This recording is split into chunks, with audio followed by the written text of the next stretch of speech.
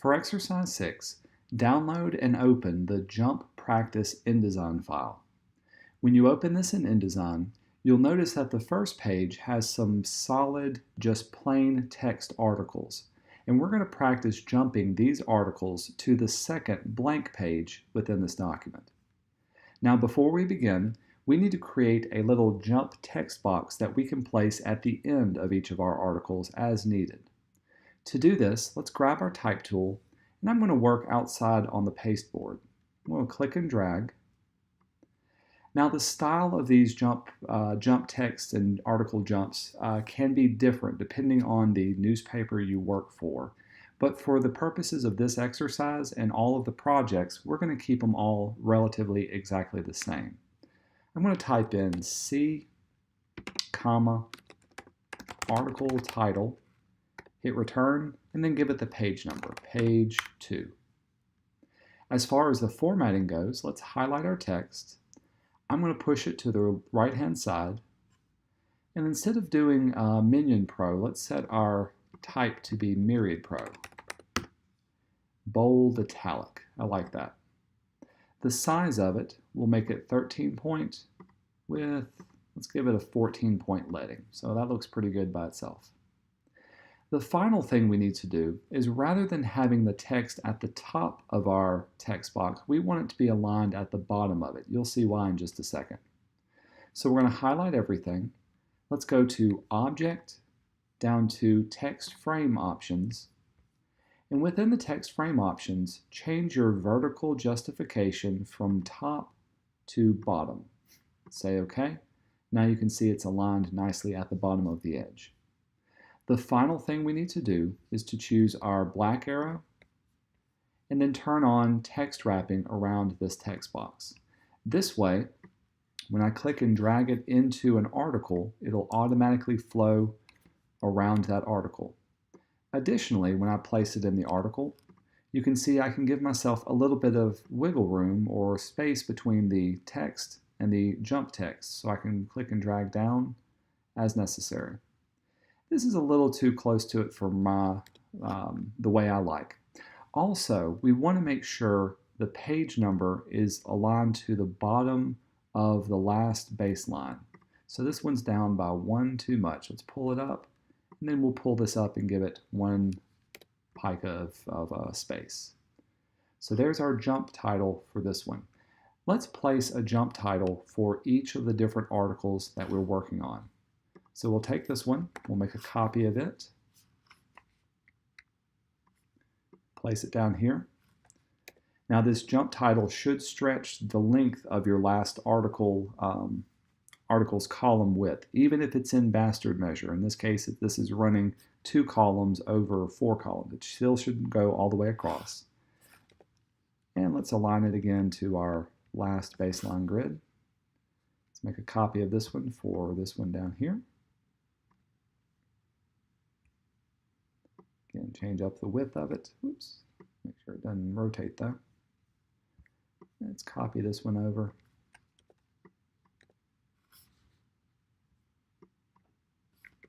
We'll put one down here. Now we don't want this one to run over 2 columns, so let's put this one into 1 column mode. Again, pull it up to the baseline, and then let's do the final one for this one down here. Actually, that one's off by 1 too much. There's that. And the last one down here.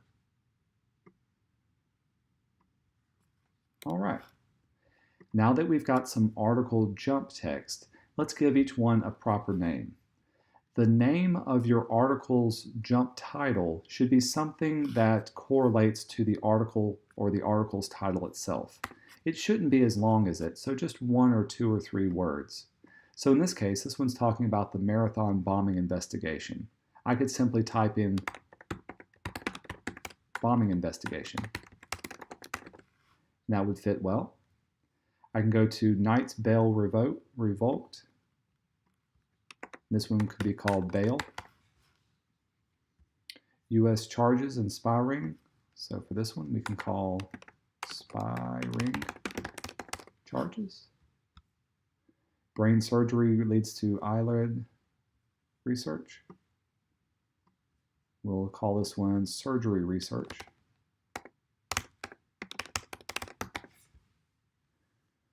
Obama promotes gender equality. So we'll do India speech. And finally, this one's about the NFL apology. So let's do NFL apology. Hit return for those. Each one is slightly different, but it goes to correlate with the title that people would be looking for. All right. So the next thing we need to do is to jump our text. To do this, let's use our selection tool. I like to use the black arrow. I'm going to carefully click on my article and then click on the red plus sign at the bottom right-hand corner. This indicates that there's some overflow text. One click will let the article stick to my cursor. Then I can go to the next page and click and drag and create another text box. Now for now, I'm just going to leave this inside of the text box. The next thing I need to do is to make a corresponding jump title. The jump title can fit the same rules as the regular titles, but it needs to be whatever we say up here. So if this says bombing investigation, our jump title needs to be bombing investigation. We'll select it. Let's choose a headline that goes all the way across, and we'll even make it bold. So bombing investigation. This could be one line or two. Jump headlines, usually you can get away with being much thinner or smaller. Let's actually make this Myriad Pro. That looks much better. Additionally, you could make this bastard measure, or you could keep this in 2 columns, whichever suits your fancy, as long as the headline stays underneath that. So there's that. Let's go back up to the second article. Carefully click on it. Again, click on the red plus sign. This should follow your text. Go to the next page, click and drag, and place this article inside of this area. Next, we need to give it a title as well. Now for these titles, we don't want to run into any kind of butting heads, so we need to be thinking about how we can lay this out so that they don't overlap or interfere with each other. This title is going to be bail. So there's just one word. We could probably get away with making it much, much larger. And instead of putting it side by side like this, let's put this one underneath the other one. So we'll have bail as almost a 1-column article right here.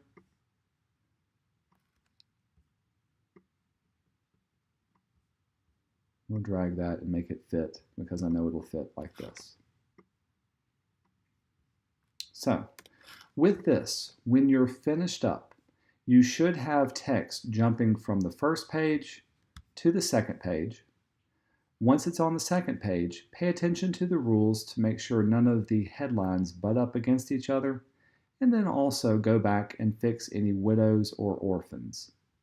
There will be some leftover room on the second page, so that is okay. There should be plenty of room to jump the text from the first to the second, and you'll have a lot of blank space. There should be blank space. In the next set of exercises, we'll talk about how to fill those in with advertisements or other forms of white space.